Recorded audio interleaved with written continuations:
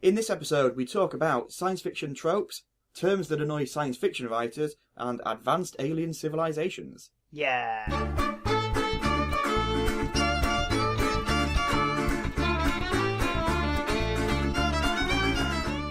Hello, you're listening to the Sci-Fi Ideas podcast with me, Mark Ball, and as always, my esteemed colleague David Ball joins me. Hello. We're not colleagues.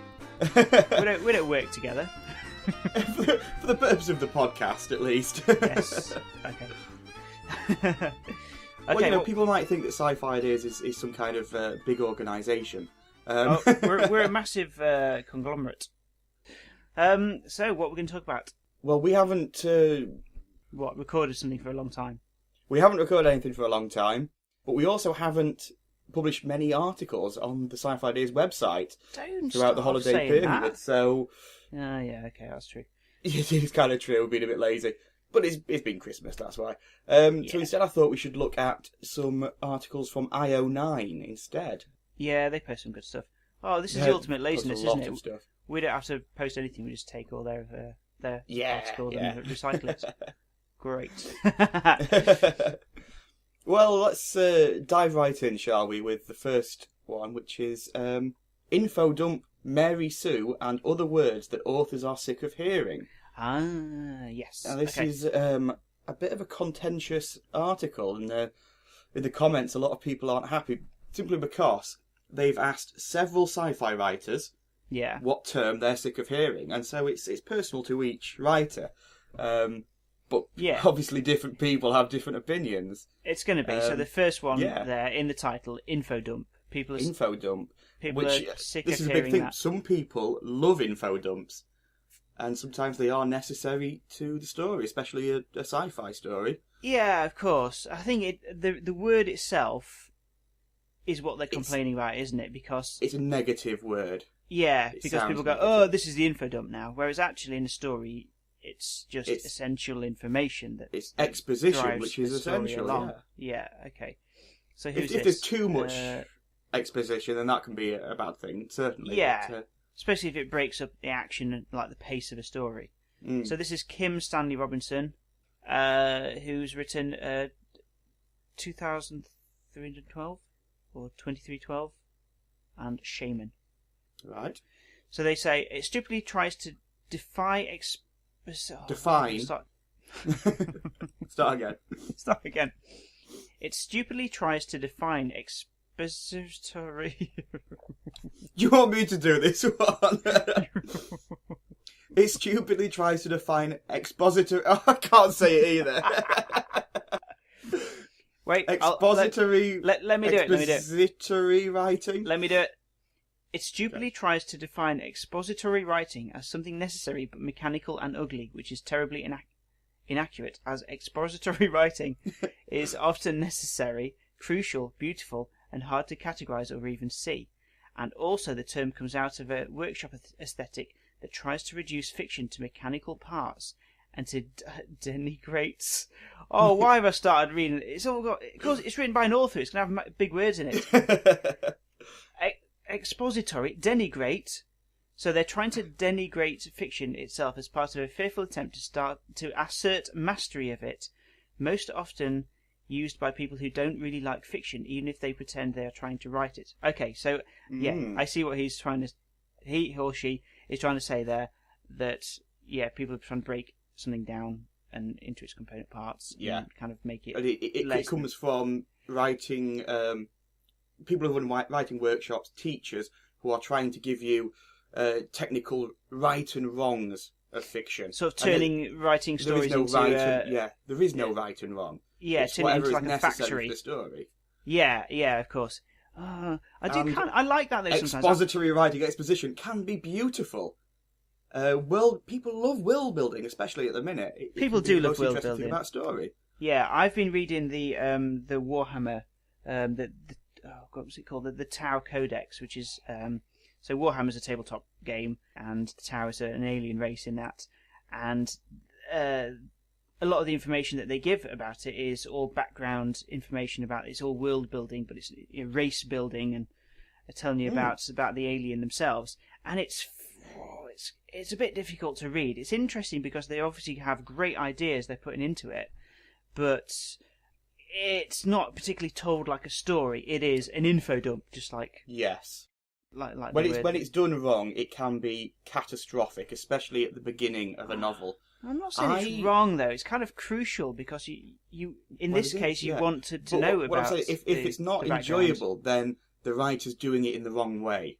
Yeah, I suppose, but you can't say that it's bad anyway, can you? You can say that it can be done in a bad way, but you can't say it's always bad.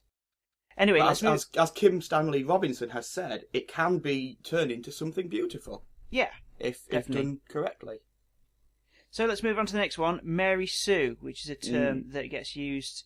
I see Mary Sue get used a lot because I've got a blog about role playing. Yes, this is in your territory, isn't it? Yeah, and so Mary Sue is a kind of character that's sometimes like a self-insert. So someone wants to write about a kind of cool version of themselves that everyone likes. And even though it's Mary Sue, it's called Mary Sue, it could also be a male character. Sometimes they call it a Gary Sue, but essentially it's the same thing. But Marty Stew. Marty Stew, that's it, yeah. And it can also be someone who's just way too knowledgeable for their own good. Maybe they've got it's too a many perfect skills. person, essentially, isn't it? Yeah. That they have incredible knowledge, but that's not being balanced out by any negative side effects. So, like a brilliant scientist who is also really sociable, which that's not that unknown. It's not. It's not that unheard of. But it's someone who just has skills and everything. They go, "Oh, I know how to solve this situation," and they go, "Fixed." I find that the character in Jericho, Jake, was a little bit like this because he just knew everything. Yes. And he did sort of have a few kind of skeletons in the closet. Yeah. What's the term? Yeah. And, but I find that he just knew too much. Every situation, like, he could fix, and there wasn't really as much drama there. And yet, for some reason, most people also really liked him, despite him being this outsider that comes in and essentially starts taking over. Well, all right. And another example then is Jack Bauer from 24, or James Bond. Yeah. People like that. They're too cool. But there's an argument as well that, in fact, I think this author picks up on without reading it, which the protagonist should be a Mary Sue, of course, because everything's told from their perspective. So they're saying it'd be rubbish if the character had all these negative character traits. Yeah. We actually do want a hero, don't we? We do, want a hero to follow. Yeah, and I suppose, okay, so this is what's his name? Seanan? Seanan? I don't know. How do you pronounce it? Oh no. We've picked an article with loads of words that we can't pronounce. Okay, so this guy... Irish name Maguire. Let's call him Shannon. Yeah. Shannon? Shannon. So, I'm not going to read the whole... Shall I read the whole thing out that he's written? No, don't. It's a long one. Okay. So yeah, he's essentially saying that because you're labelling someone as a Mary Sue, it's actually sexist and belittling, and he's kind of focusing on gender here as well. So he's saying, so calling female protagonists Mary Sue is sexist, belittling, and reduces them in a way that is very rarely applied to their male counterparts. And he picks up there that people are going, "Oh, you've got a strong female character in your story. She must be a Mary Sue." Whereas actually saying, "Well, no, you do get strong female characters. Don't belittle this person just because she's intelligent or skilled in some way." In role playing, it's usually about the person writing her character is writing them as a perfect person, and so she's distorting the world around her, distorting the game for other players, saying that, "Oh, everyone loves my character." But with fiction, it's slightly different. And it says the protagonist, regardless of... Oh, hang on, no, I've quoted the wrong thing. It says... Well, you're right. If you're role-playing, then every character is the main character. There is no one main character. Yeah. Everyone's got their own character, and so you've all got to be equal. Yeah. And so if one person has a special ability, you've got to sort of balance that out. Otherwise, people will get a bit upset that one person's doing all of the cool stuff and then everyone else isn't. But in fiction writing, you have one narrative perspective. Which is why... Usually. Yeah. And so, as this writer says, here's the thing. She can't distort the story if the story already belongs to her. Yeah, very good point. Well, can we go back to the example of Jake from Jericho? The reason why I think they've done what they did with him and made him the one who has all these abilities to fix whatever situation they're in is because if they had to get another character in who was trained in that specific ability, then it'd be boring because every episode would be about a different person. Whereas it's better to be about the one, a character that you already know. Yeah. Okay, so the next one is dystopian. The term dystopian. Do you like this term? I love the term dystopian. I think it's an interesting word, but doesn't it stereotype it's starting things, to be? It's being overused. I think is the annoying thing. Everybody wants to talk about dystopias now. What stories that are dystopians are more prevalent? But it seems like any future world with something wrong with it, it's suddenly a dystopia. Okay, yeah. That's the problem I think with that is that it limits you again, like we said before. It limits you because if you want to create a future that has something wrong with it, people go, "Oh yeah, it's dystopian," and you go, "No, it's actually more interesting than that because of this." But people might not be interested because they go, "Oh, it's just another dystopia." Yes, true. But at the same time, it's also a useful label to put on things so that people kind of know what they're getting, and people might like. I think you're pigeonholing it though. I think that the main problem with this is just that it's been watered down. Right. It's one of those terms like awesome. It has lost all of its meaning. Yeah, now it just means it's a bit good. Yeah. Hyperbole just ruins everything. But a dystopia, what the word actually means is it's like a kind of a qualifying word for utopia. There's no such thing as a utopia. All utopias, by their nature, will be dystopia because there's no such thing as a perfect world. So that's what the word is meant to mean. Is there?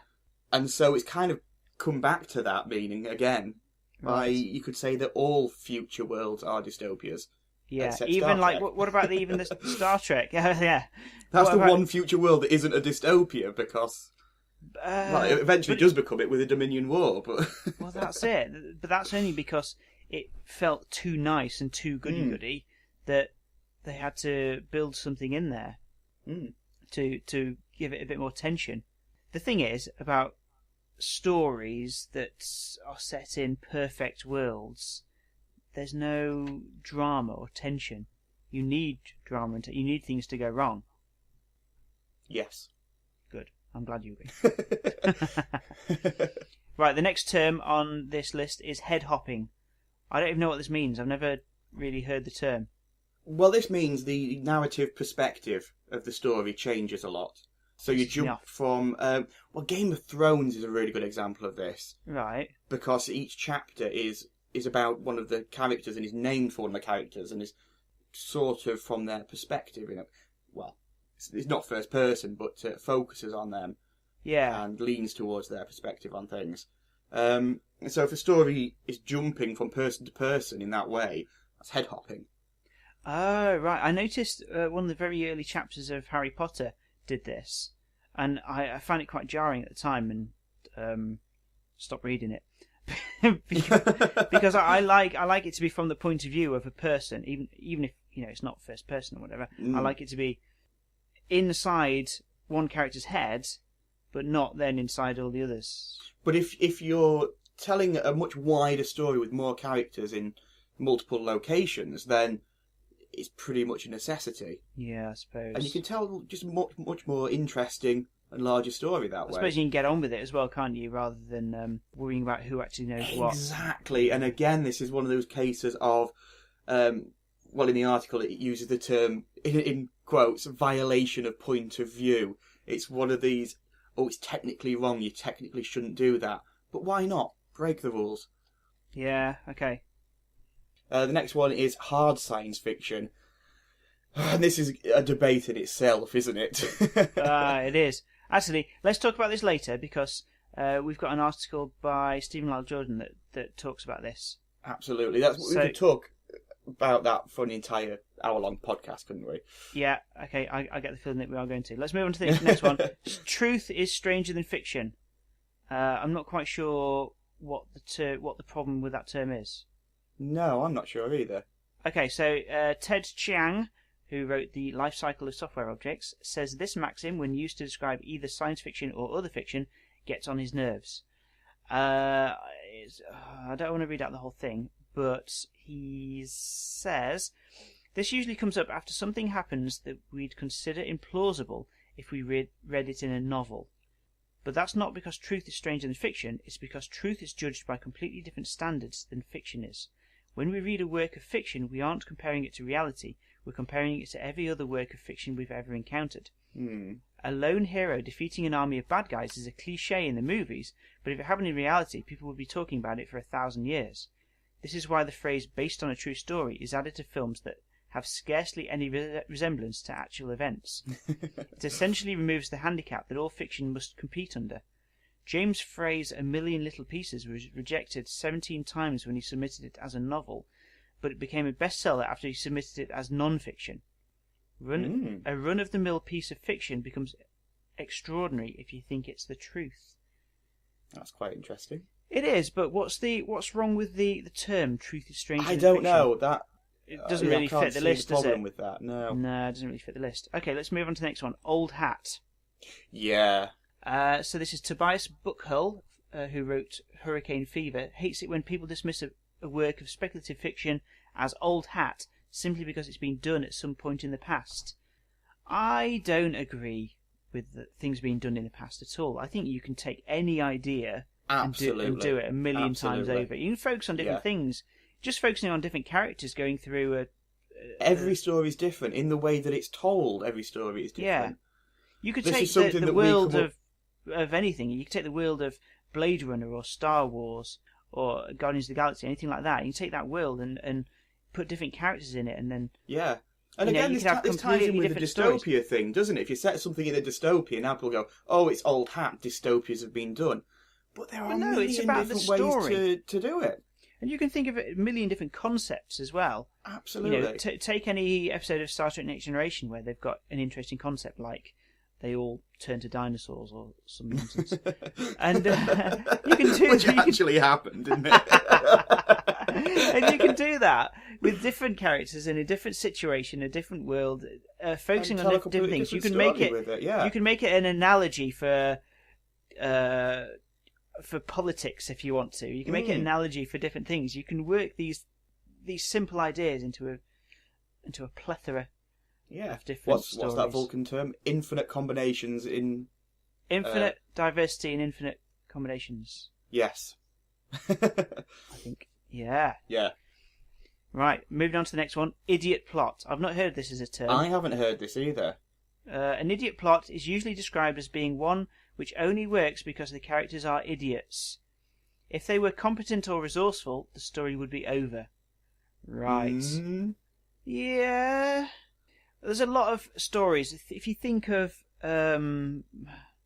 comedies, sometimes someone gets the wrong end of the stick, and it causes bad things to happen. It causes a calamity to happen. I'm thinking of episodes of Frasier or Cheers where they have that quite a lot. Someone gets the wrong end of the stick, and then it's necessary for the story to unfold and for the comedy to. And then it's a comedy of. I think a good sci-fi example of this would be Prometheus. That story only happens because every single character is an idiot. Well, nothing really happens in Prometheus. It's just. It's just people doing strange, stupid, inexplicable things because they're idiots. Yeah. Oh, yeah. Let's play with this weird worm thing. Oh, now it's it's bitten me. Let's not talk about Prometheus. We'll go on forever. Yeah. Or you'll go on forever. I don't think will. Relatable is the last term on this list. Ellen Kushner, the privilege of the sword, says she tries. She tires of hearing this term. Characters are not supposed to be relatable. You're not supposed to feel like they're your pal.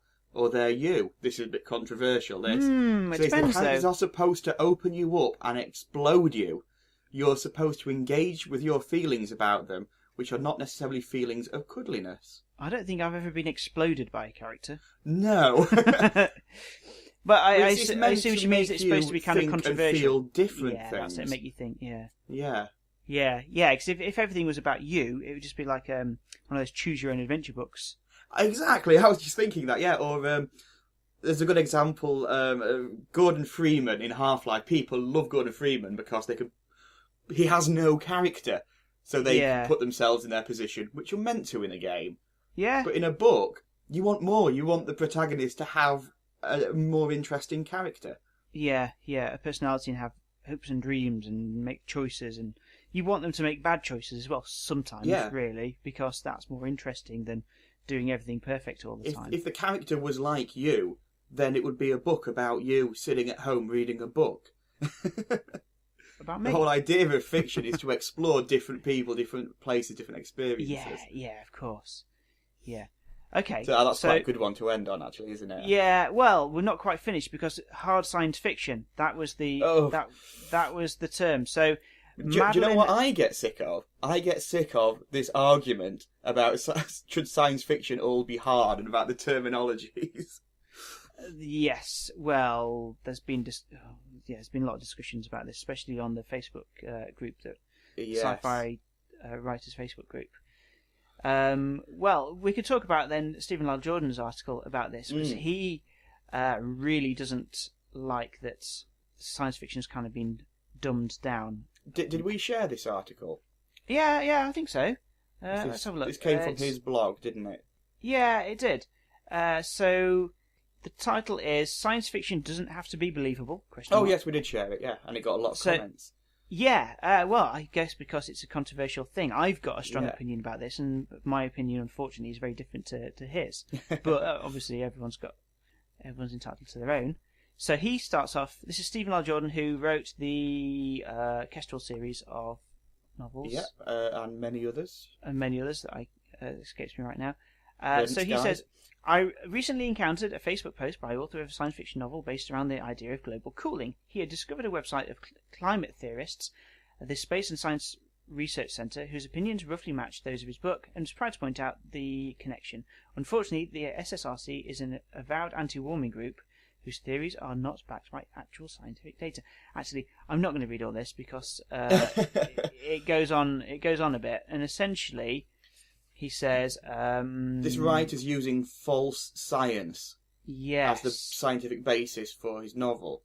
Mm-hmm. Is that okay? Then he goes on for a little bit of a whinge about Interstellar. Now, I think that wasn't your favourite film either. I haven't seen it. Have you not? No. What, out of protest? No, I don't know, didn't bother. I think I read too much about it before it was actually released here in the UK. Okay. So I think that was going to spoil it for me. Right, let me read this bit that Stephen L. Jordan does say. I apparently represent a dwindling number of science fiction authors who believe that the science in science fiction is important enough to take every effort to make it not only believable, but as far as we can, possible. We put considerable effort into researching our science and technology, crafting our stories around as plausible a series of scientific details as we can work out. But it also seems to be true that the majority of science fiction consumers out there will bitch endlessly about the scientific accuracy of Interstellar, but will pee themselves watching the latest Star Wars trailer. Yeah. That they don't care how impossible it is to fly through faster than light. It's so cool that they want it anyway. Right. Okay, so he's saying science fiction should always be plausible. Yes. He thinks the science is a very important part of it, whereas the majority of people think they just want cool spaceships, pew. Fantasy. Yeah. I don't know what my opinion is on this. I can see both sides of it. I can see both sides, but I'm veering towards one camp, and I think it'll be the opposite to Stephen L. Jordan. Well, I really like towards the end where he says that we should try. And that's the most you should definitely thing. Try. It doesn't Otherwise, matter. we're writing fantasy. The signs can be false, but so long as we try and make it as accurate and as plausible as we can without interfering with the story. Yeah.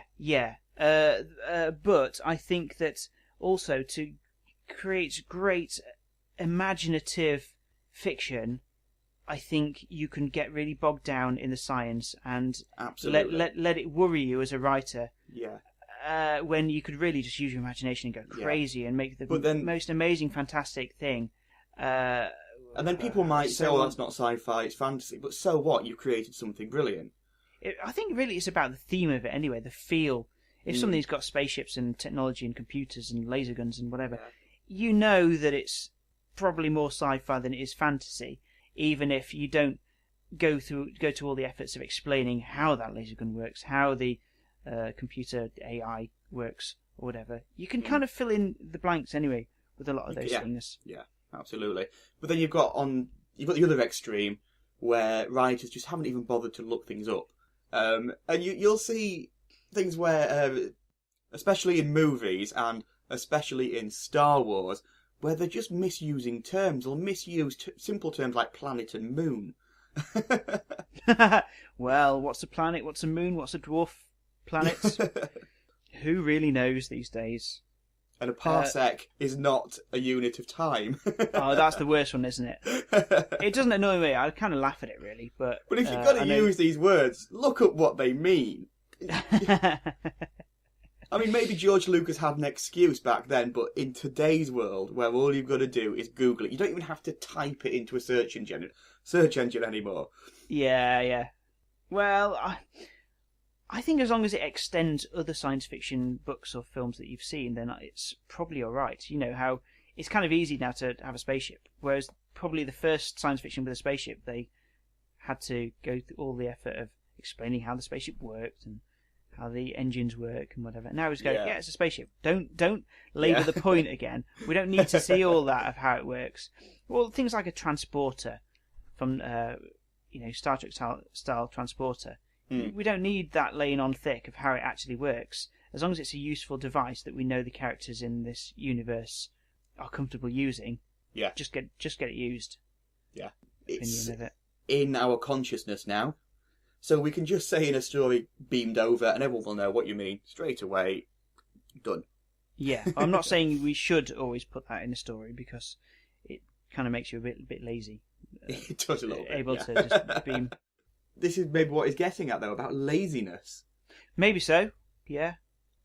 Anyway, it's worth reading his whole article because he has got a good point. Absolutely. It does make you think about it, but what I'd say is don't let it worry you. Certainly don't let it come in the way of your creative expression. Exactly, yes.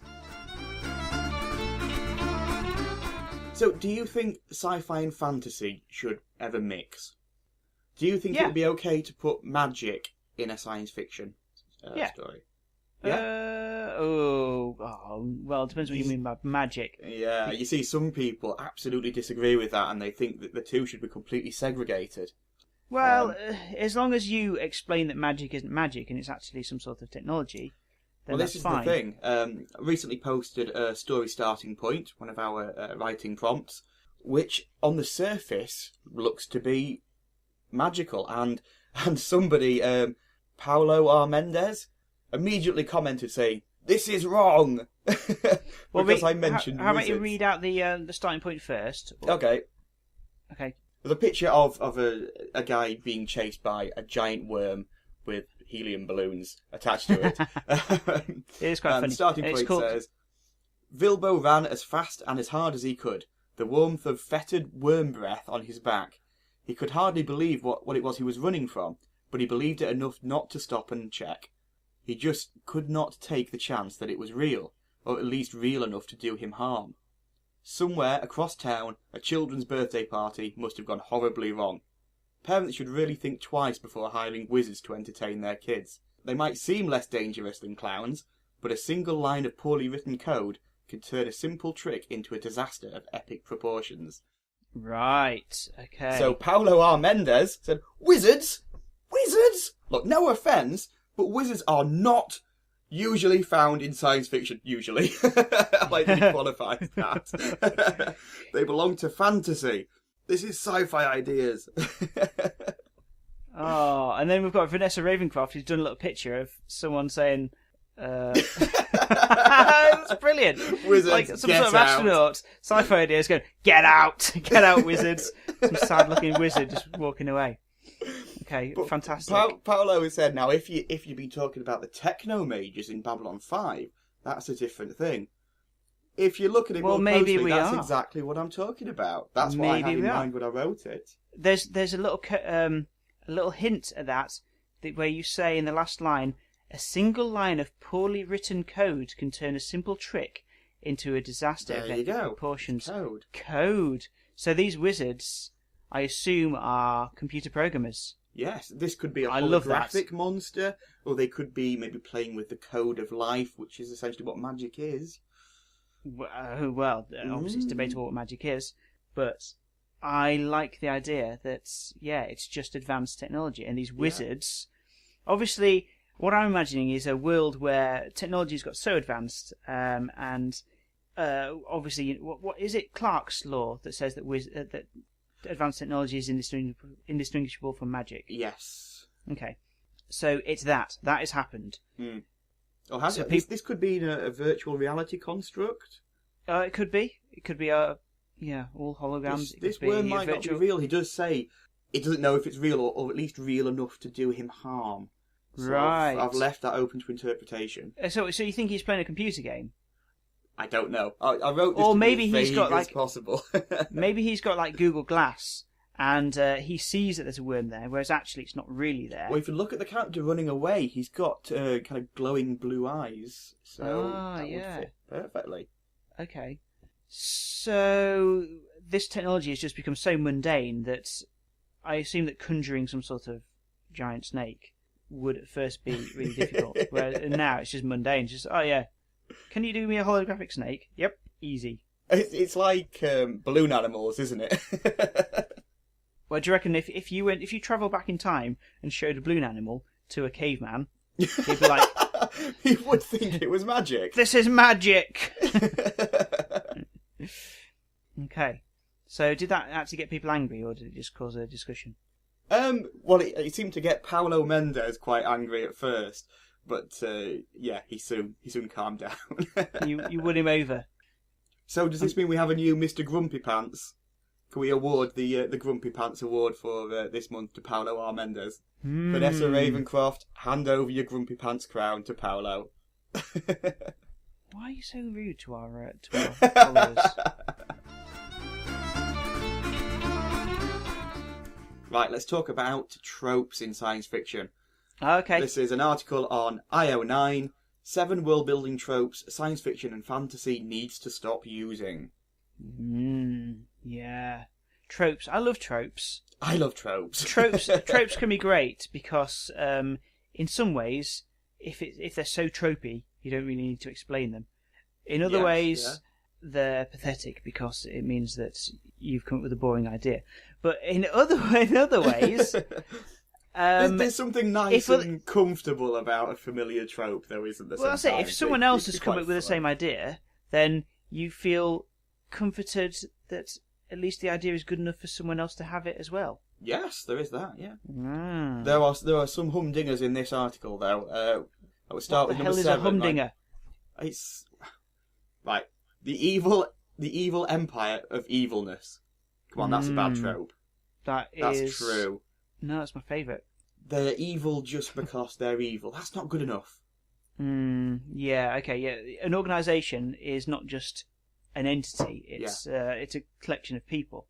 Exactly. Yes. It's not going to be in the company mandate. You have to be evil. You have to do really douchey things to people. Yeah. But that's the thing. It's about goals. I think a corporation needs to have a goal, and normally that goal is to make money. So if this evil empire is making money in some way, then that's fairly plausible. But if they're going out of their way to just be bad to people, be mean, how are they making money out of that? Unless being bad gets them money somehow. Okay, can you think of any bad examples of evil empires of evilness? Well, the Empire in Star Wars. Classic. It's classic, yeah. It's all just the Emperor is evil, isn't it? Why is he so mean? Did we ever get to the bottom of that? I think Robot Chicken did. I think they did a backstory for him. Yeah, I think the did. new film is going to give him some backstory, actually. Yeah, but it's not going to be a prequel, is it? I don't know. No, it's not, is it? Maybe, I don't know. I don't know anything about it. Well, we'll wait and see. Right, okay. Well, George Lucas recently announced his name, didn't they? Oh, no, he's got a name. Palpatine. Oh, his first name. Right. Sheev. His name's Sheev. That's a terrible name. Maybe that's why he's such a bad guy. He's just angry at his parents and at the world. Maybe he was bullied at school. Being called Sheev. If your name is Sheev, by the way, I'm not. It's a lovely name. It just sounds like the female Steve.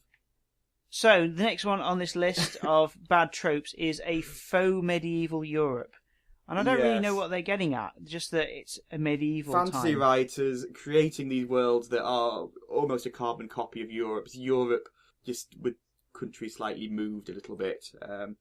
So in some fantasy books you've got Spanish people and you've got like a French place where they're all a bit Frenchy. Yeah. Let's not talk about it. It's fantasy. Let's move on. It's fantasy. Yeah. All right. Insert apostrophe here for exoticness. Now, I completely get this one, and I've been guilty of this myself many times. Teal'c. Teal'c, yes. Put an apostrophe in somebody's name, and they instantly sound alien and interesting. Tok'ra. Is that a trope that we need to stop using, though? I think it's fine. That's one of those good tropes, a comfortable, recognisable, fun trope. The thing is, making a name look alien enough... That can be difficult. Yeah. It can be difficult. So adding some apostrophes in at least makes it look different. Yeah. Because I think when you're reading, the shape of the words is more important than the sounds. Obviously, yes, apostrophes do help you kind of spell out phonetically how you want your audience to read the name. That's it, yeah. I think the shape of it is important, but then that might be just me, because I work very visually. If I see two names that are sort of similar looking, I might get them confused. Whereas if one starts with a Z and it's got an apostrophe in it, and then a K and a L and whatever, it looks very different to a word that just says Steve. Apology to anyone called Steve. I'm not saying Steve. Steve, Sheev. There's nothing wrong with Steve. I'm just saying that the shape of the word of the name written down is. You want some tall consonants in there. Could there be more ways that we can make a word look alien, look and sound alien? You could do the same with hyphens instead of apostrophes. I suppose. It does the same thing, but it's avoiding the trope slightly. Yeah. What about using characters that aren't in the English alphabet? But then people just won't know what to do with them. Okay, if that's out, what about using accents? French and Spanish use a lot of accents. More accents? Accents above the E. Yeah. Little umlauts, things like that. Yeah. You could use those. They're obviously in. We should do more of that. That's the answer. I suppose the thing is, people don't know how to pronounce them, but in a book, does it really matter? They can be hard to type as well, I suppose, but make the effort. And make your readers make the effort. Right, somebody's got to submit us a story now about a character with an umlaut in his name. Yes. And it's got to be from a French-sounding world. Oh, no, because that's the medieval world trope. Yeah, it is. So that means in my next story that I might write, I can't have aliens that are a bit French. I like that, actually. You also can't have a single-use world. Don't do that. That's the next trope. No, let's not go into that yet. I was going to tell you, you can't have like aliens that are a bit Japanese, or like have a Japanese culture, because that's the same thing. It's the same thing. Absolutely the same thing. Yeah. And I'm sure there are sci-fi writers like Klingon. Be more creative. Aliens are completely alien. They can be completely different. So make them as interesting as possible, and not. I suppose it is laziness, isn't it, to Japanese. Just grasp someone's existing sort of culture. Yes. Okay. So the next one you said was single-use world. So a farming world, a forest world, a world that entirely produces clones. That's like the one from Star ice Wars, world, Camino. a water world, a desert world. Yeah, I like that. It's not realistic. It's boring. It lacks depth. No, it's exciting. Because if you're going to a world, it's a location. And I think that you have to build the ideas and themes of I think you should have an identifiable theme and character. But you don't want to make that theme and character too diverse. Otherwise, it gets too complicated. Yeah, there should be something you should identify with immediately. But then there should also be extra depth around it. Yeah, so maybe. It's okay to have a kind of water world that you can instantly recognise, oh, it's a bit of a water world. But then there's also some land, and there's more going on there once you get past that initial setup. But if you think of Tatooine, you think of sand. They've done that. They've built that in your mind, that all of Tatooine is like that. And it means that now that's a location. They can expand on that in other books, films. Yeah, but could there not also be non-desert parts of Tatooine? It dilutes it though, doesn't it? Perhaps. And it doesn't undo their world building, that they've made this desert world. And if you start saying it's the same as every other planet, though, and not say that the entire planet is like that, just what we've seen of that planet is like that. Or talking about economies, I mean, the article is showing a picture of Camino where the clone soldiers were made. That writers will actually say it's specifically dedicated to this single task. And but in a story, the characters go to a location for a single task usually.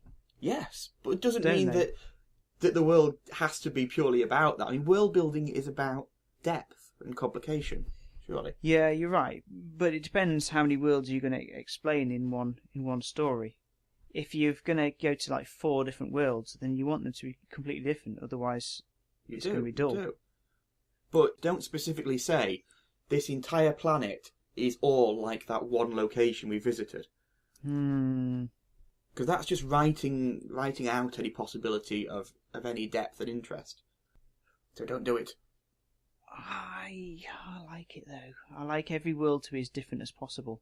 Isn't that the excitement of space travel? What? That other planets are boring? That every planet is a new experience and is far different from the last one that you visited. Yeah, true. But within that, there should also be more variation. That each planet is a world in itself that you could spend an entire book series exploring. That's the point. Yeah. The homogeneous race is at number 2. Example being elves. I don't really know what this means. Why are they homogeneous? No. A lot of different races in both sci-fi and fantasy can fall into this trope. But let's go with the classic granddaddy of them all, Tolkien's elves, who are snooty nature lovers, or his dwarves, so all the members of the race are all the same. Yes, they're all stereotypes. Yeah, okay. So they all have the elves, same objectives. They've got the same personality. Yeah. All, okay. So there's no diversity of individuals. Yeah. But again, it depends on the story. If you're introducing lots of different races of people, you're going to introduce them as common traits. Yes. So you're essentially introducing a character, but it's just not a character. It's a whole group of people. Yeah. So you are going to have to focus on what they have. Once you've established that, then you should really look at going beyond the stereotype and introducing one who goes against the grain. Yeah. But isn't that a trope in itself? Perhaps. The character who's different to everyone else. The tall dwarf. The good Dalek. The... I can't think of any dishonourable Klingon. Yeah. The Ferengi who doesn't want Latinum. Okay, final one. The precursor civilization. Yeah. I like this.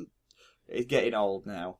Well, the example they give in this article is the precursors from Halo, which I've not played. But like the ancients from Stargate. Yes. Someone who came before. In Babylon 5, there was I don't know what they called, ancients as well? There were several ancient races in Babylon 5, yeah. someone who built the Vorlons and the Shadows, and many others who left the galaxy a long time ago. But they built the gate system, didn't they? Yeah, it's never actually explained who built the gate system. Right, okay. Most races, Earth and Centauri and various other races can build their own gates, but there were some already in existence, and that's how they learned how to build them. Yeah, okay. And the same with Stargates. Gates. The gates were built, yeah. The Stargates were built by the ancients. I think it's fine. I think it in some ways takes you on a bit of a shortcut. That means that there's this technology already, and you can use it and find it and use it. It's advanced technology. Really, really useful like that, can't it? But so long as the precursors don't then come back. Yeah. Oh no, they have returned. Ooh. That happens. Yeah. Boring. I don't know if it's boring. It can be really interesting, obviously, but it can, depending on how it's done. But it's starting to get a bit old, isn't it? Depends if that is the whole crux of it. Going back to our first topic, it's starting to get old hat, and you're like, that's an annoying term that I shouldn't be using. Yeah, I shouldn't be using it. And you can do things differently and more interesting than others. Exactly. Yeah. Let's not try and limit things, and let's not try and pigeonhole. Yeah. Science fiction either. I received an email from Paulo R. Mendez, who was the same guy who was complaining about wizards. He was looking for some advice about a story that he's trying to write. I thought it was quite interesting. He says, I'm trying to write a sci-fi scenario, and I need help. My scenario, there is a billion old, or a billion blank, as in a billion-year-old alien civilization, hostile to all the other younger species of my galaxy. The aliens measure time in blanks. Ah, yeah. In hyphens. A billion hyphen old civilization. Wow. So this is, again, it's like a precursor civilization, perhaps. It's a trope. Don't do it. Don't do it. Yeah. I'm joking. Do it. It's fine. But they're hostile to the younger species of my galaxy. But he can't think of why they would be hostile. So he wants them to be the big bad guys with superior technology, but he can't think of a justification for their aggression. Are they advanced or are they just old? They might be advanced, but bits nasty. Well, he said that they are old, basically. He said in the email, yes. Well, I suppose the other one is they just hate youth. They could just want dominance. They might want the land. That's a classic one, isn't it? They might want the planet. Yeah. They might want them for food. They might want to eat Are they humans? Or are they just the younger species? The younger species, they might just want to eat the younger ones. So we're looking at a direct Babylon 5 kind of comparison here. He said, but he wants to do something different to all the things that we've done before, like the Shadows in B5. Right, okay. Eating them is quite an interesting one. Because they'll try and catch them, farm them, whatever. Yeah, it's been done by the Wraith in Stargate Atlantis, though. True. So I couldn't think of anything new here, but my reply to him was, they don't have to... He used the word hate in his email. Why do they hate the younger species? Well, they don't have to hate. Exists. They can just be indifferent. Yeah, but he says that they do. He obviously wants them as the bad guys. So they need to... But what they want... there needs to be some sort of conflict. Out, it should be the resources. So they want the land, they want the resources, maybe they want the food. I did actually say to him that the most rare resource in the galaxy surely is going to be biomass. Biomass, right? Okay. Because life is quite rare, but it could be any resource that they need for their civilization to be so advanced and keep advancing or whatever. And maybe humans and the younger species are just in the way. Yeah. And maybe just need to exterminate them like insects. Yeah. Maybe they're so advanced that they look down on the younger species. They think they're like animals. They're just in the way. They're vermin. Yeah. And it just so happens that these younger species are on the planets they want, and so they're trying to colonize it and just wipe them all out. Yeah. Just like you would an infestation of mice or insects or rats, which are intelligent. They're just not as intelligent as us. So we think it's okay for us to exterminate them. What else? What are other good motivators?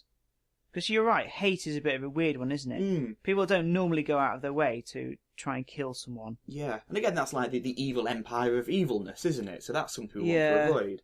Yeah. The ones we for about Daleks, they never really have a coherent plan. Yeah. They're bad because they are. They could be, if they're robotic though, they could be programmed with aggression. Ooh. Well, this is actually quite plausible. I read an article recently, and I can't remember where it was, but it was some futurist, or I don't know, somebody had written this article about is the universe populated by really advanced robots, and they think so. Oh, yeah, I saw this because in theory, if we make robots would outlive us by quite a long. Yeah. Whether they wipe us out because the whole evil robot thing, or if we die for any reason and they just happen to outlive us, or maybe we become redundant, maybe we turn ourselves slowly into robots through a process of cybernetics and such. Yeah, and we just become the Borg. Advance our civilization a billion years, it's likely to be robotic in nature. And robots would just last a long time, whereas fleshy human... and so if there are ancient civilizations out there in the universe, which supposedly it's quite plausible that there are, then they're quite likely to be robotic. Yeah, okay. It makes perfect sense. It does make perfect sense. Well, does that mean that we should all be writing robot fiction? Well, it means that Paolo should probably turn his ancient precursor civilization into robots. Yeah. So what about the other way around? What resource are they looking for, or are they just programmed with hate? Are they can't military be robots? Programmed with hate. It doesn't really seem right. No. Unless, maybe if they're malfunctioning war robots that are just looking for targets. But if it's an entire ancient civilization, they're going to have to be much more complex than that, aren't they? Well, if it's a civilization, then they're going to have culture. Yeah. Probably. Well, here's an interesting resource that they might be going after. Stars. They might be so advanced that they consume stars. Ooh, okay. Yeah, because stars have got energy. Yes. A lot of energy. Well, they're just really big things. It's just most of the galaxy, the stuff in the galaxy is stars. True. So, what do you mean consume stars? What are they doing with it? Well, actually suck up all the matter in stars for whatever reason. I don't know. Or maybe they're building Dyson spheres around them, and the species on the planets orbiting them, their climate just stops because the star's been enclosed. But that doesn't matter because you've got a Dyson sphere and you just live on the Dyson sphere. Yeah, but the advanced robots have built the Dyson sphere. Yeah. And they don't care about the people living on the planet. Oh, I see. Oh, that's quite a good story, isn't it? But then, how long would it take them to build the Dyson sphere? That would be an unusual situation, wouldn't it? Well, if they're robots, they could just replicate it. And they could have 3D printers. Ooh, yeah. Just generating it. So, well, imagine if that happened to our star. Suddenly, we see this little spot on the star and think, what's that? That's a good one. It's a good story. Right, Paolo Armendez, start writing that. We've completely derailed his existing idea. It's about robots now. Whatever idea you had doesn't matter. It's now about robots and Dyson spheres. Well, this could actually be happening. What, right now? There's another article which I'll put a link in the show notes on Motherboard, where some actual scientists are talking about, are there civilizations or creatures out there devouring stars? And they think so, and they want to start looking into it. The idea is that, well, there are some binary stars that are one's consuming the other. Yeah. Okay. So one star is so massive it started to suck up all the mass from the other star. Right. Literally, well, I can't say literally, I don't know how many there are. Loads of these in the galaxy. And some of them might be giant spaceships sucking up the star. Without looking at them more closely, we can't tell. Oh, right, okay. So what do you think they're using this star matter for? I have no idea. Just to build other structures that are just as big? But I think it's quite an interesting thing that if we want to look for ancient civilizations, That's one of the things we could look for.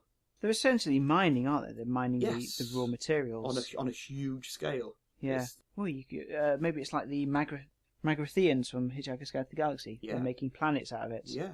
Or building Dyson spheres out of it. Where'd you get the stuff for to build a Dyson sphere or a ring world? Yeah, because you're going to need a hell of a lot of mass. Yeah. And what's the star made of? It's mainly hydrogen and helium. Right, okay. But if they're very advanced, then they could use that as basic building blocks to make other elements. Well, that's it. It's Hydrogen fuel for their elements. replicators. Yes. Yeah, it is. Because in Star Trek, I've always wondered where that mass comes from. Well, that matter comes from energy in Star Trek. It's they convert energy conversion. Yeah. To mass. Okay, so Captain Picard's Earl Grey tea is just made from energy. Yeah, from the warp core. Oh, really? So the only thing they need to mine is deuterium. Oh, I thought they kept like a big solid lump of mass that they dipped into, and then when they went to the toilet, all the mass of the waste went back into this big thing of mass, and then no, they have matter antimatter toilets. This is my theory, anyway. Matter antimatter toilets? What, explosive toilets? It's like the reverse of a replicator. Yeah. It like takes it apart molecule by molecule and turns it into energy, and that goes back into the system. It goes back into the warp core. Yeah, into the power system of the ship. Are you saying Captain Picard's turds go into the warp core? Yes.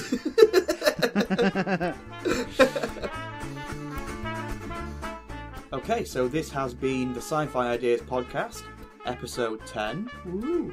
If you're listening on YouTube or iTunes or the various outlets, just a reminder to please do visit our website and check out all the articles and ideas we have there, sci-fiideas.com.